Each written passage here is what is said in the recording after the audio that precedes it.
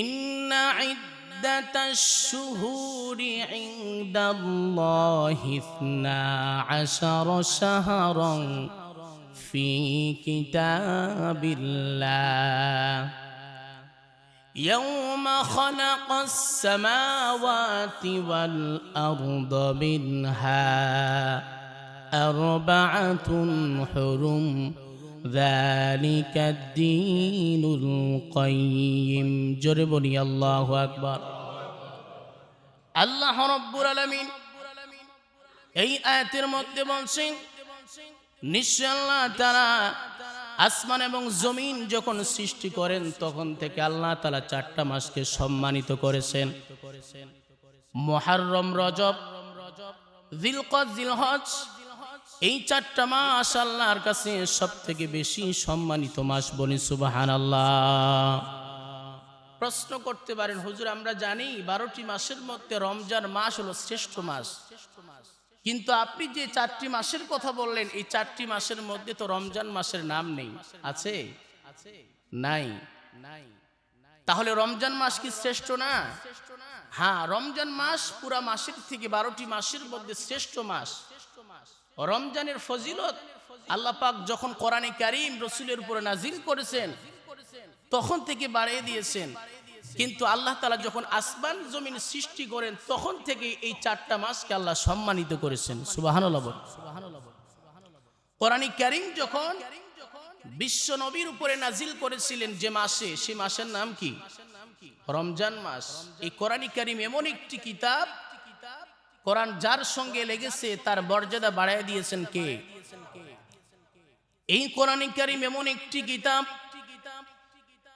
কোরআনে কারীম নাজিল হয়েছে মক্কা শহরে। এই জন্য পৃথিবীতে যত শহর আছে সব থেকে দামি শহর মক্কা শহর হয়ে গেছে। কোরআনে কারীম নাজিল করেছেন জিবরাইল আলাইহিস সালামের মাধ্যমে, যার কারণে আল্লাহ তাআলা যতগুলো ফেরেশতা সৃষ্টি করেছেন সব থেকে দামি ফেরেশতা হলো জিবরাইল।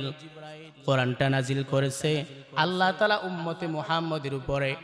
এই জন্য পৃথিবীতে আল্লাহ তাআলা যত নবী পাঠিয়েছেন, যত উম্মত পাঠিয়েছেন, এই কোরআনে কারীমটাকে উম্মতে মুহাম্মদের উপরে নাজিল করার কারণে আল্লাহ উম্মতে মুহাম্মাদিকে সর্বশ্রেষ্ঠ উম্মত হিসাবে ঘোষণা দিয়েছেন। বলে সুবহানাল্লাহ।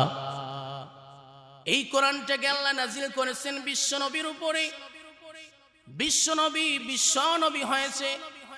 কোরআনটাকে আল্লাহ নাজিল করেছেন মুহররমে নাজিল করে নাই, রজবে নাজিল করে নাই, শাওয়াল মাসে নাজিল করে নাই, রমজান মাসে নাজিল করার কারণে 12টি মাসের মধ্যে সবথেকে দামি মাস আল্লাহ বানিয়ে দিয়েছে রমজান মাসকে। বলি সুবহানাল্লাহ। কোরআন যার সঙ্গে লেগেছে তার মর্যাদা বাড়িয়ে দিয়েছেন কে? আল্লাহ পাক। কিন্তু এই 4টি মাস মুহররম, রজব, যিলকদ এবং যিলহজ, এই মাসের সম্মান এবং মর্যাদা এখন থেকে না, 1000 বছর আগ থেকে না, বরঞ্চ আল্লাহ বলেন আমি আল্লাহ যখন আসমান এবং জমিনকে সৃষ্টি করি তখন থেকে এই 4টা মাসের দাম আমি আল্লাহ বাড়িয়ে দিয়েছি।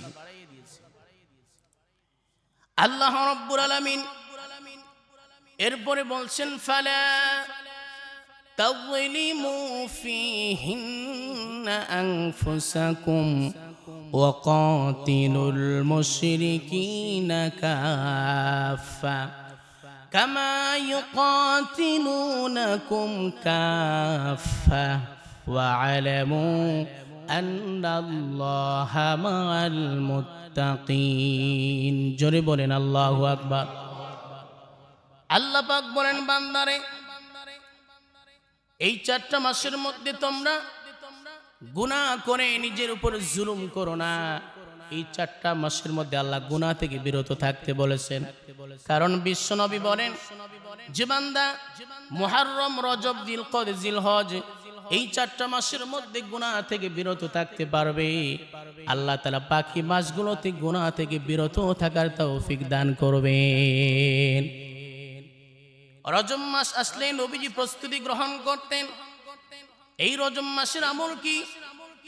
বিশ্বনবী রজব মাস যখন আসতো একটা দোয়া সব সময় পাঠ করতেন, আল্লাহুম্মা বারিক লানা ফি রজব ওয়া শাবান ওয়া বাল্লিগনা রমাদান। সবাই পড়েন আল্লাহুম্মা বারিক লানা ফি রজব ওয়া শাবান ওয়া বাল্লিগনা রমাদান। এর অর্থ হলো নবীজি দোয়া করতেন, আল্লাহ তাআলা রজব এবং শাবানের মধ্যে তুমি বরকত দান করো এবং আমার হায়াতকে তুমি রমজান পর্যন্ত বাড়াইয়া দাও। সুবহানাল্লাহ বল। নবীজি হায়াতকে আল্লাহর কাছে ভিক্ষা চাইতেন, আল্লাহ আমার যতটুকু হায়াত আছে তুমি আমার হায়াতটাকে রমজান পর্যন্ত বাড়িয়ে দাও, যাতে করে রমজানে তোমার ইবাদত করতে পারি। কারণ অন্য মাসের ইবাদতের থেকে রমজানের ইবাদতের দাম কম না বেশি? বিশ্বনবী বলেন, যদি কোনো বান্দা রমজান মাসে একটা ফরজ আদায় করে, আল্লাহ তাআলা তার আমলনামায় 70টা ফরজ আদায় করার সওয়াব দিয়ে দেন। শুধু তাই নয়, বিশ্বনবী বলেন, যদি কোনো বান্দা রমজান মাসে একটা নফল পড়ে, আল্লাহ তাআলা নফলটাকে ফরজের সমান সওয়াব করে দেন। আপনি এই মাসে, এখন তো রমজান মাস আসে নাই, 1000 রাকাতও যদি নফল নামাজ পড়েন ফরজের সমান কি হবে? হবে না। কিন্তু নবীজি বলেন, যে ব্যক্তি রমজান মাসে একটা নফল আদায় করলো সেজন্য একটা ফরজ আদায় করলো। সুবহানাল্লাহ বল। এই জন্য নবীজি তার হায়াতটাকে ভিক্ষা চাইতেন, আল্লাহ আমার হায়াতকে তুমি রমজান পর্যন্ত বাড়িয়ে দাও। এই জন্য এই দোয়াটি বেশি বেশি করা। আল্লাহ আমাদের সকলকে তৌফিক দান করুক, বলেন আমিন। তাহলে কোরআন এবং হাদিসের মাধ্যমে আমরা জানলাম রজব মাস অত্যন্ত দামি একটি মাস, আমলের মাস। কিন্তু রজব মাসে বের হলে দেখা যায় বাংলাদেশের বিভিন্ন জায়গায় বিভিন্ন মাজারগুলোতে রং বেরঙের বাতি জ্বালানো হয়। সেখানে কি করে? বিভিন্ন জায়গা থেকে ভণ্ড পীরের মুরিদরা সেখানে গিয়ে মাজারে সেজদা করে, বনভোজের আয়োজন করে, অরস পালন করে। দেখবেন যতগুলো মাজার সবগুলো কিন্তু রাস্তার পাশে, আপনি লক্ষ্য করে দেখবেন। কেন? বিশাল বড় একটা কবর, এখানে আল্লাহর ওলি শায়িত থাকা তো দূরের কথা, কোনোদিন আগমনও করে নাই। কিন্তু বিশাল বড় একটা কবর দিয়ে, সাইনবোর্ড দিয়ে তারা টাকা কামাই করে, দান গ্রহণ করে। আর এই সমস্ত জায়গায় কিছু মানুষ না বুঝে দান করে। মনে রাখবেন, এই সমস্ত জায়গায় যদি আপনি দান করেন আপনার সওয়াবের পরিবর্তে গুনাহ হবে। কেন? আমরা মাদ্রাসায় দান করি, সেখান থেকে মাদ্রাসার ছাত্ররা, অসহায় গরিব ছাত্ররা উপকৃত হয়। কিন্তু আপনি যখন এই ভণ্ড পীরের মাজারে দান করবেন, কারা খায় জানেন? যারা 7 মাস ধরে গোসল করে না, কুত্তা পোষা গন্ধ বের হয়, এক ওয়াক্ত নামাজ পড়ে না, দাড়ির মধ্যে জট বেঁধে গেছে, চুলের মধ্যে জট, উকুনে বাসা বেঁধেছে, এক ওয়াক্ত নামাজ পড়ে না, গাঁজা টানে, এরা ওই সমস্ত জিনিস খায়। এরা খাইলে কি সওয়াব হবে না গুনাহ হবে? বলে গুনাহ হবে। অরস পালন করা যদি জায়েজ থাকতো, পৃথিবীর মধ্যে সর্বশ্রেষ্ঠ কবর হলো আমার নবীর কবর। অরস মানে বিবাহ বাসর, পারিভাষিক অর্থ হলো বৎসরে নির্দিষ্ট দিনে নির্দিষ্ট মাসে পীর অলিদের মাজারে গিয়ে সমবেত হয়ে বনভোজের আয়োজন করাকে বলা হয় অরস। অরস পালন করা যদি পৃথিবীতে কোনো কবরে জায়েজ থাকতো, পৃথিবীর মধ্যে সর্বশ্রেষ্ঠ কবর কার কবর বলেন তো? আমাদের নবীর কবর, বিশ্ব নবীর কবর। কিন্তু সেখানে গিয়ে পালন করেন দেখি, পিঠের চাম রাখবে না। নবীজি বলছেন, লা তাজআলু কবরি ঈদান, তোমরা আমার কবরকে ঈদের দিন যেমন মানুষেরা একত্রিত হয় সেভাবে তোমরা আনন্দ উল্লাস করো না।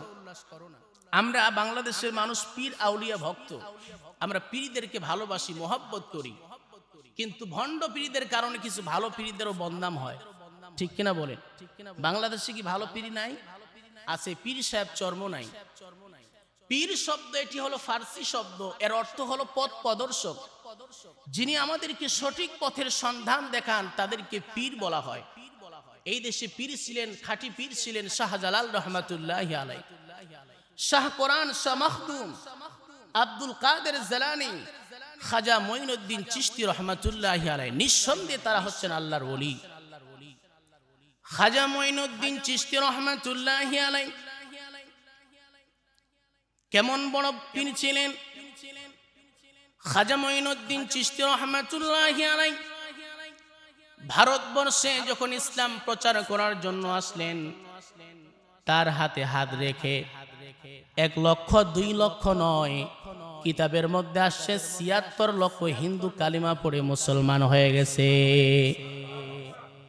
খাজা মঈনুদ্দিন চিশতি রহমাতুল্লাহি আলাইহি তার হাতে যখন 76 লক্ষ হিন্দু কালিমা পড়ে মুসলমান হয়ে গেল, মনের আনন্দে বাড়িতে আসলেন। মাকে ডাক দিয়ে বলেন, মা গো, আজকে আমি সব থেকে বেশি আনন্দিত। কারণ হলো আজকে আমার হাতে হাত রেখে 76 লক্ষ হিন্দু কালিমা পড়ে মুসলমান হয়ে গেছে। মা বলছে, সন্তান খাজা মঈনুদ্দিন, তোর থেকে আমি মা বেশি আনন্দিত আজকে। খাজা মঈনুদ্দিন বলে, মা ঠিকই তো, সন্তানের সফলতা বাম্মা বেশি আনন্দিত হয়। খাজা মঈনুদ্দিনের মা বলে, না রে সন্তান, এই জন্য বলছি না। বলার কারণ হলো এই যে তোর হাতে হাত দেখে 76 লক্ষ হিন্দু কালিমা পড়ে মুসলমান হয়ে গেছে, তার কারণ তুমি কি জানো? বলে, মা আমি তো জানি না। মা বলছে, সন্তান, তার কারণ হলো তুই খাজা মঈনুদ্দিন যখন আমার গর্ভে ছিলি, আমি মা 10টা মাস যখন তোকে গর্ভে ধারণ করেছিলাম, কোন রাত্র আমি তাহাজ্জুদের নামাজ আমি মিস করে নাই। সুবহানাল্লাহ বলেন। শুধু তাই না রে সন্তান, তুই যখন আমার গর্ভে ছিলি আমি কোনোদিন বেপরদায় চলাফেরা করে নাই। শুধু তাই না, তুই যখন আমার গর্ভে থেকে দুনিয়ার জমিনে পদার্পণ করেছো, আমি মা কোনোদিন বিনা অজুতে তোকে দুধ পান করায় নাই। এই জন্য তো আগের মায়ের সন্তানেরা আব্দুল কাদের জিলানীর মতো আল্লাহর ওলি হতো, খাজা মঈনুদ্দিনের মতো আল্লাহর ওলি হতো। আজকে মায়ের সন্তানেরা আল্লাহর ওলি তো হয় না। আজকে আমাদের দেশের মায়েরা দেখবেন পেটের মধ্যে সন্তান নিয়ে বেপরদায় ঘোরাফেরা করে, গর্ভে সন্তান নিয়ে টিকটক করে, সিনেমা দেখে, নাটক দেখে। এই জন্য তো আজকে তো আব্দুল কাদের জিলানী হয় না, আজকে মায়ের সন্তানেরা হয় ডিপজল, সাকিব খান আর সালমান শাহ। ঠিক কিনা বলেন? গাছ যেমন হবে ফল তেমন হবে। একজন মা, তার পেটটা কিন্তু সাধারণ কোনো পেট না, একটা ফ্যাক্টরির মতো। ফ্যাক্টরি যদি ভালো হয় প্রোডাক্টটাও কিন্তু ভালো হবে। গাছ যদি ভালো হয় ফলটাও ভালো হবে। বাম্মা যদি ভালো হয় সন্তানও ভালো হবে। আব্দুল কাদের জিলানী রহমাতুল্লাহি আলাইহি তিনিও ছিলেন আল্লাহর ওলি।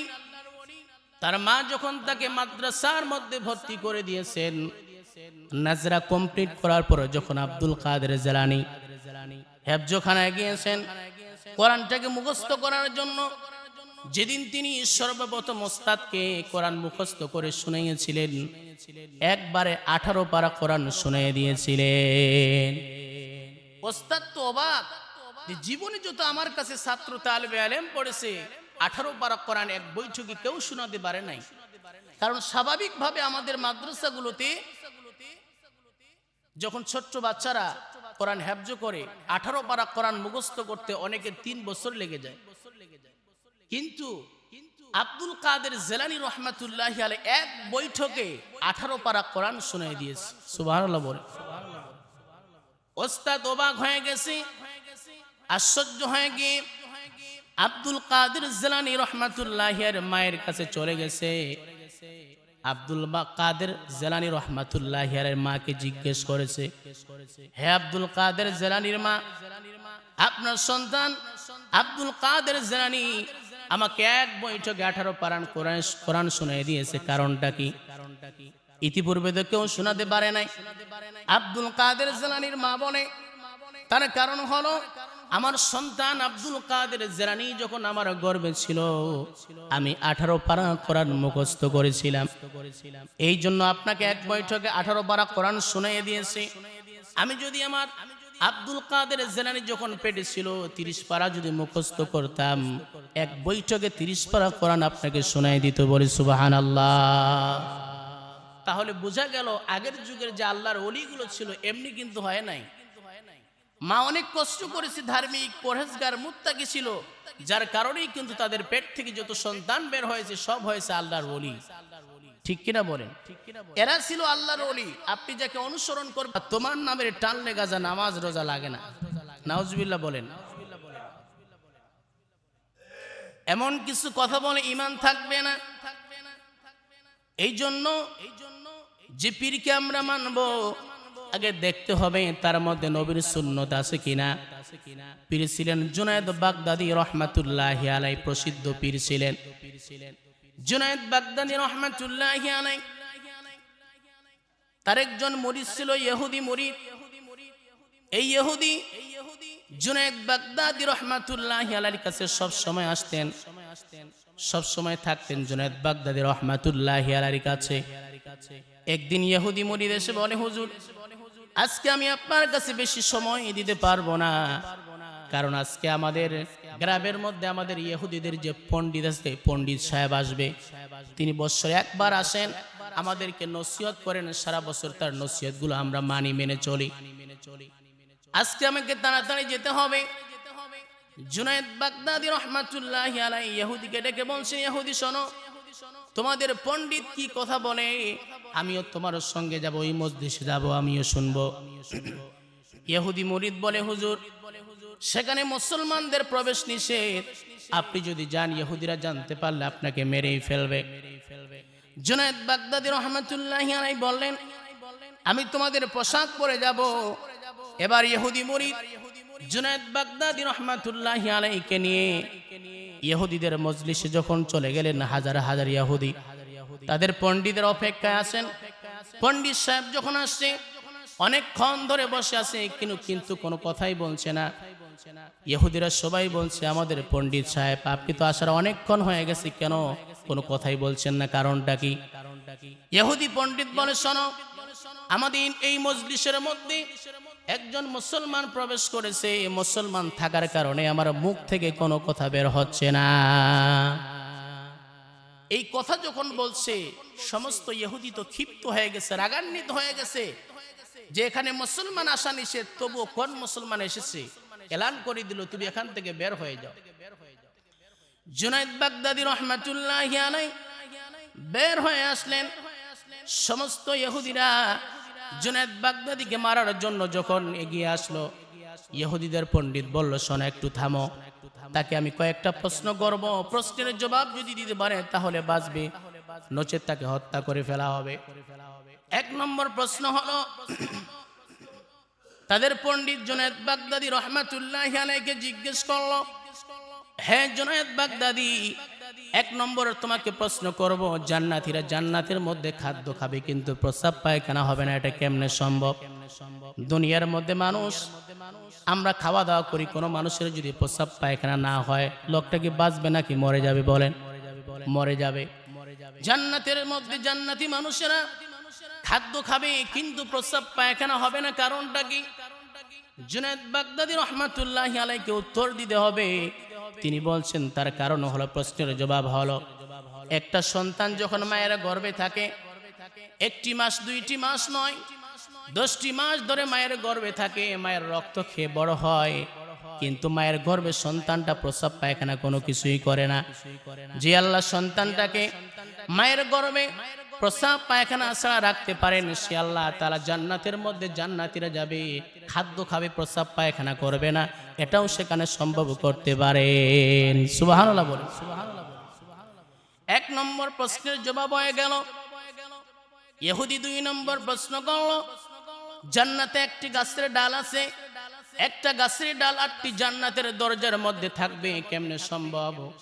জান্নাত তো আল্লাহ পাক মুমিন বান্দাদের জন্য 8টি বানিয়েছেন, সব থেকে ছোট জান্নাত হলো 10 দুনিয়া সমান। সুবহানাল্লাহ বলে। সব থেকে ছোট জান্নাত হলো 10 দুনিয়া সমান, কিন্তু জান্নাতের মধ্যে একটা গাছ আছে, একটা গাছের ডাল 8টা জান্নাতের দরজায় থাকবে, এটা কেমনে সম্ভব? জুনায়েদ বাগদাদী রাহমাতুল্লাহি আলাইহি প্রশ্নের জবাব দিলেন, সূর্য কয়টা? বলে একটা। এই সূর্যের আলো সাগরে যারা আছে তারাও পায়, পাহাড়ে যারা আছে তারাও পায়, জঙ্গলে যারা আছে তারাও পায়। যে আল্লাহ তাআলা একটা সূর্যের আলো সারা পৃথিবীতে আলোকিত করতে পারেন, সে আল্লাহ তাআলা জান্নাতের একটা গাছের ডাল 8টা জান্নাতের দরজাও রাখতে পারেন। সুবহানাল্লাহ বলেন। 3 নম্বর প্রশ্ন করলো, আচ্ছা ঠিক আছে, 3 নম্বর প্রশ্ন হলো, জান্নাতে এত নাজ নিয়ামত ভক্ষণ করবে, এত নাজ নিয়ামত খাবে, কিন্তু কমতি হবে না। এটা কেমনে সম্ভব? আপনার যদি 5 কোটি টাকার মালিক হন, 1 টাকাও যদি খরচ হয়, কমলো না বাড়লো বলেন? কমে গেল। কিন্তু জান্নাতীরা জান্নাতের মধ্যে খাদ্য খাবে, কোনোদিন কমতি হবে না, ঘাটতি হবে না। এটা কেমনে সম্ভব? জুনায়েদ বাগদাদী রহমাতুল্লাহি আলাইহি উত্তর দিলেন, আমাদের যে কোরআন কারীম আছে, এই কোরআন থেকে মুসলমানরা উপকৃত হয়, ইহুদিরা উপকৃত হয়, সবাই উপকৃত হয়। কারণ আমরা যখন কোরআন পড়ি, একটা করে হরফ পড়ি, প্রত্যেকটা হরফের বিনিময়ে আল্লাহ 10টা করে সওয়াব লিখে দেন। কোনোদিন তো এখান থেকে সওয়াব ঘাটতি হয় না।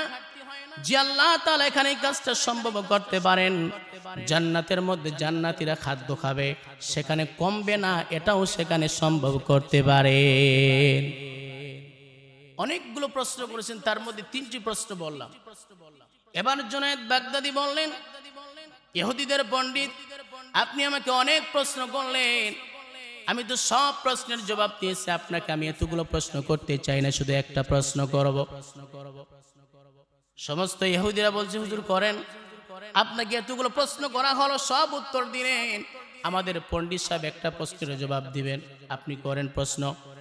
জুনায়েদ বাগদাদী রাহমাতুল্লাহি আলাইহি বললেন, আচ্ছা বলেন তো, জান্নাতের গেটের মধ্যে কি লেখা আছে?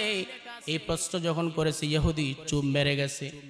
সমস্ত ইহুদিরা বলে, পণ্ডিত সাহেব, আপনি এতগুলো প্রশ্ন করলেন, জুনায়েদ বাগদাদী সব প্রশ্নের জবাব দিয়েছে, আপনি কি একটা প্রশ্নের জবাব দিতে পারবেন না? এবার সমস্ত ইহুদি যখন রিকোয়েস্ট করেছে, বলে, শোনো, যদি আমি প্রশ্নের জবাব দিই, তোমাদের সকলকে মানতে হবে। সমস্ত ইহুদিরা বলল, আচ্ছা আমরা ঠিক আছে মানব।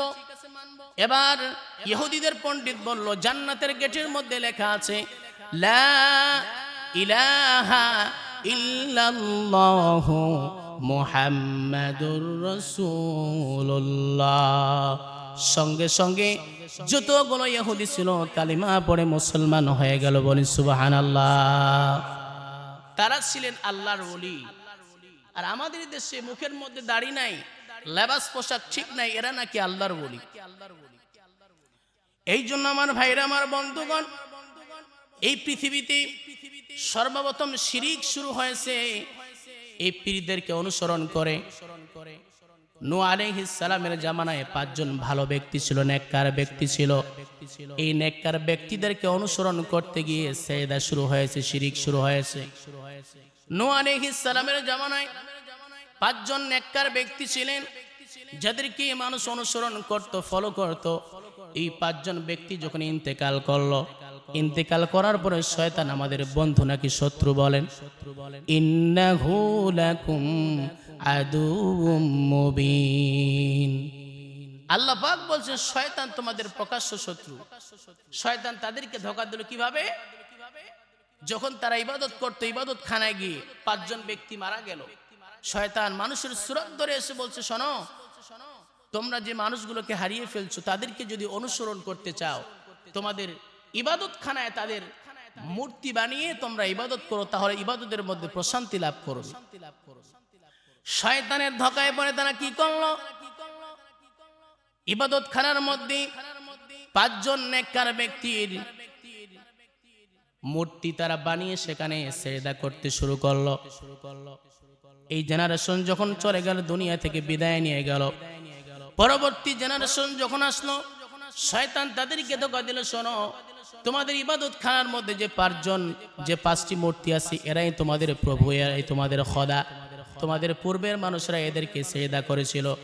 এই যে তারা তখন মূর্তিগুলোকে সেজদা করতে শুরু করলো, পৃথিবীর মধ্যে তখন থেকে মূর্তি পূজা শুরু হয়েছে। আজকে হিন্দুরা যে মূর্তি পূজা করে, এই মূর্তির শুরু হয়েছে সেখান থেকে। আজকেও দেখবেন যারা এই ভণ্ড পীরের মাজারে যায়, সেখানে গিয়ে সেজদা করে। সেজদা করার জায়গা হলো মসজিদ, কিন্তু তারা সেখানে গিয়ে সেজদা করে। তওয়াফ করার জায়গা হচ্ছে কাবা শরীফ, তারা সেখানে গিয়ে তওবা করে। এরপরে হজরে আসওয়াদ হচ্ছে চুমু খাওয়ার বস্তু, তারা কবরকে গিয়ে চুমু খায়। নাউজুবিল্লাহ বলে। গেলাপ চড়ানোর হক হচ্ছে কাবার হক, কিন্তু তারা ওই দেখবেন ওই পীরের মাজারগুলোতে তারা কি চড়ায়? গেলাপ চড়ায়। কোনো কিছুর যখন প্রয়োজন হয়, সন্তান লাগবে। ভণ্ড পীরের মুরিদেরা মসজিদে এসে আল্লাহকে সেজদা না দিয়ে আল্লাহর কাছে না আছে, তারা কোথায় যান? ওই সমস্ত ভণ্ড পীরদের মাজারে যান। কিন্তু পৃথিবীতে যত নবী আসে সমস্ত নবী চেয়েছেন কার কাছে বলেন? আদম আলাইহিস সালাতু ওয়াস সালাম বিপদে পড়েছেন, মুসিবতে পড়েছেন।